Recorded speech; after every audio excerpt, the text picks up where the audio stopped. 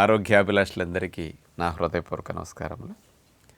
Coffee త్రాగే అలవాటు కొన్ని రోజులు గడిచేసరికి అదొక వ్యసనంగా మారిపోతుంది. ఆ కాఫీ త్రాగకపోతే దినచర్య జరగదు. మరి కొన్ని రకాల జ్వరాలు, ఇన్ఫెక్షన్స్, కొన్ని ప్రమాదాలు జరిగినప్పుడు యాంటీబయాటిక్స్ మనం వాడుతుంటాం. యాంటీబయాటిక్స్ వాడుతున్నప్పటికీ కాఫీ తాగి యాంటీబయాటిక్స్ వేసుకోవటం, ఆ డేస్లో కూడా యాంటీబయాటిక్స్ వాడేటప్పుడు కూడా కాఫీలు త్రాగినప్పుడు ఈ కాఫీ ఆ ఇన్ఫెక్షన్ కారణమైన బ్యాక్టీరియాలకి బలాన్ని ఇచ్చేసి ఆ ఇన్ఫెక్షన్ తగ్గటానికి యాంటీబయాటిక్స్ డోస్ పెంచినా యాంటీబయాటిక్స్ బ్యాక్టీరియాలకి అలవాటుగా మారిపోయి మందులు పనిచేయనట్టుగా బ్యాక్టీరియాలు విజృంభిస్తున్నాయని జర్మనీ దేశస్థులు సైంటిఫిక్గా రుజువు చేశారు. అంచేత యాంటీబయాటిక్స్ వాడేటప్పుడు కాఫీ ఎందుకు తాగకూడదు, ఆ డేస్లో మానేసి దానికి ప్రత్యామ్నాయం ఏం తీసుకుంటే కొంచెం మంచిది, ఇలాంటి విషయాల్ని ఈరోజు కొద్దిగా అవగాహన కలిగించబోతున్నాం. కాఫీలో కెఫిన్ అనే ఔషధం ఉంటుంది.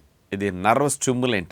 అందుకని కాఫీ తాగిన వెంటనే మీకు మంచి హుషారు వచ్చేసేయటం కానీ, డోపమిన్ లెవెల్స్ ఇంక్రీజ్ అవుతాయి. అంటే హ్యాపీ హార్మోన్ డోపమిన్ రిలీజ్ అవుతుంది. మరి మంచిదే కదా, డోపమిన్ హ్యాపీ హార్మోన్ రిలీజ్ అయితే మీరు అనొచ్చు. అది కాఫీ తాగిన వెంటనే ఆ డోపమిన్ రిలీజ్ అయ్యి నరాలు, బ్రెయిన్ చాలా యాక్టివ్గా, ఫ్రెష్గా ఉండేటట్టు, కాస్త మీకు ఎనర్జీ వచ్చినట్టుగా, చాలా హాయిగా ఫీలింగ్ అనేది, మీకు కొత్త ఉత్సాహం వచ్చినట్టుగా అనిపిస్తుంది. సాధారణ స్థితి నుంచి ఆ డోపమిన్ లెవెల్ ఎక్కువ రిలీజ్ అయినప్పుడు ఆ ఊపు 1 గంటన్నర 2 గంటల సేపు ఉంటుంది. ఈ కెఫిన్ ప్రభావం అయిపోతుంది.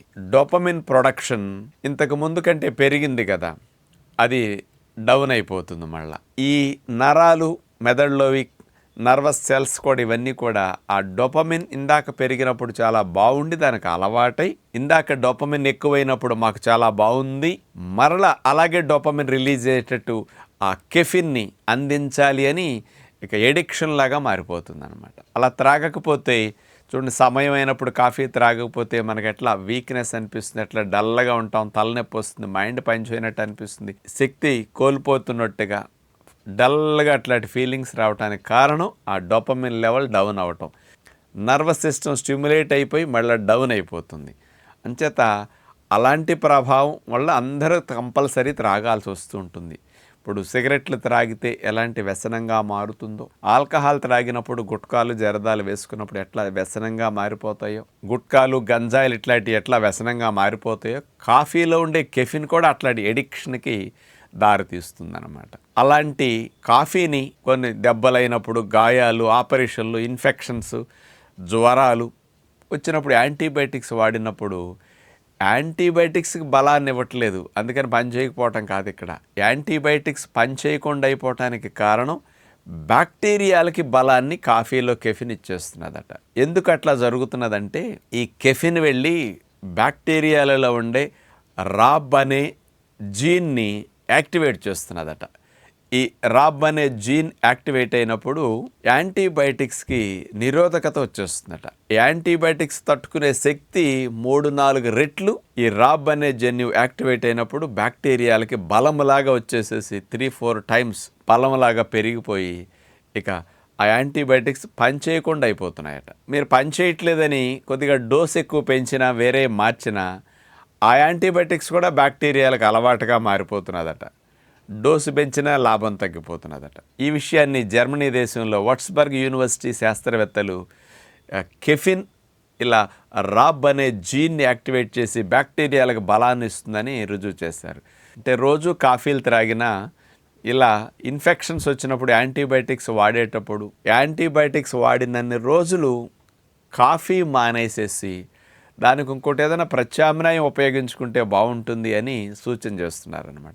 బ్యాక్టీరియాలకి యాంటీబయాటిక్స్ రెసిస్టెన్స్ అంటే పని చేయకుండా అలవాటు అయిపోయినాయి అనుకోండి, మందులన్నీ, యాంటీబయాటిక్స్ అన్నీ, ఇక మనకి మెడిసిన్స్ మన మీద పని చేయకపోతే భవిష్యత్తులో ఏదైనా సమస్య వచ్చినప్పుడు ఇబ్బంది ఎక్కువ ఉంటుందన్నమాట. అంచేత కాఫీలు అట్లాంటివి త్రాగకుండా దానికి ప్రత్యామ్నాయంగా మీరు ఏదైనా తీసుకోదలిస్తే, ఆ కాఫీ ఫ్లేవరే రావాలంటే న్యాచురల్గా ఒకటి చెప్తాను, లేదా గ్రీన్ టీ కానీ, హెర్బల్ టీ కానీ, ఇలాంటివి మనకి మెడిసినల్ ప్రాపర్టీస్ ఉండే కొన్ని స్టిమ్యులెంట్స్ లాగా ఉపయోగపడేవి, సైడ్ ఎఫెక్ట్స్ లేనివి కొన్ని ఉంటాయి. అలాంటి టీలు ఏదన్నా మీరు ఆ సందర్భంలో త్రాగి మందులు వేసుకోవటం అనేది చేస్తే అంత ఇబ్బంది అనిపించదు. మన న్యాచురోపతి పద్ధతిలో ఒక టీ ఉంది, కాబోలి శనగల్ని బాండీలో వేసి సన్న సెక్క మీద పెట్టి కదుపుకుంటూ 20-25 నిమిషాలు అట్లా వేపుతూ ఉండాలి. మెల్లగా వాటి రంగు మాడినట్టు కాదు కానీ బాగా వేగి దోరగా ఉండే కలర్ కంటే కొంచెం పెరుగుతుంది. అలా కాబోలి శనగల్ని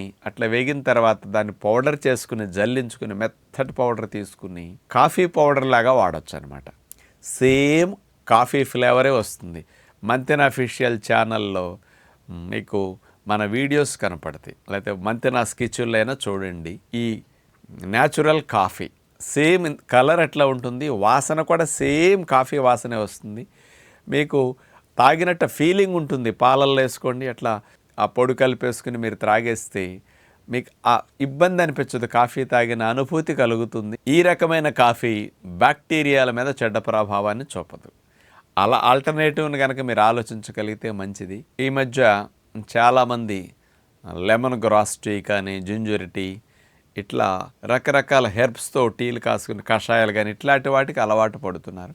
మీకు ఇబ్బంది లేకపోతే అలాంటి వాటిని కూడా సేవించటం వల్ల ఆ 4-5 రోజులు, వారం రోజులు, 10 రోజులు ఆ కోర్స్ వాడినప్పుడు ఇట్లా చేయగలిగితే చాలా మంచిదన్నమాట. ఇప్పుడు వరల్డ్ హెల్త్ ఆర్గనైజేషన్ వారు కూడా ఒక 4-5 రకాల యాంటీబయాటిక్సే జనాలకు ప్రపంచంలో బాగా పనిచేస్తున్నాయి. అవి కూడా బ్యాక్టీరియాలకి రెసిస్టెన్స్ వచ్చేస్తే భవిష్యత్తు చాలా భయంకరంగా మారుతుంది.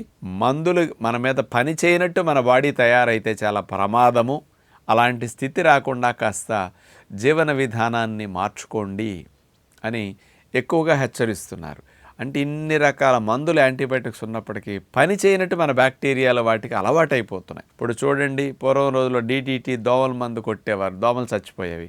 కొన్ని రోజులు కొట్టేసరికి ఆ DDT దోమల మందుకి దోమలు అలవాటు అయిపోయి రెసిస్టెన్స్ పెరిగిపోయి ఇప్పుడు అది కొడితే దోమలు పనిచేయకపోతే దాన్ని బ్యాన్ చేసేసారు. అలా మన శరీరానికి కాకుండా ఉండటం కోసం మీ అందరికీ ఇలాంటి యాంటీబయాటిక్స్ వాడిన సందర్భాల్లో కాఫీకి దూరం అవ్వకపోతే బ్యాక్టీరియాల బలాన్ని పెంచుకుని మన మీద విజృంభిస్తాయి, ఎక్కువ రోజులు ఇబ్బంది పెడతాయి. కాబట్టి ఆలోచిస్తారని విజ్ఞప్తి చేస్తూ నమస్కారం.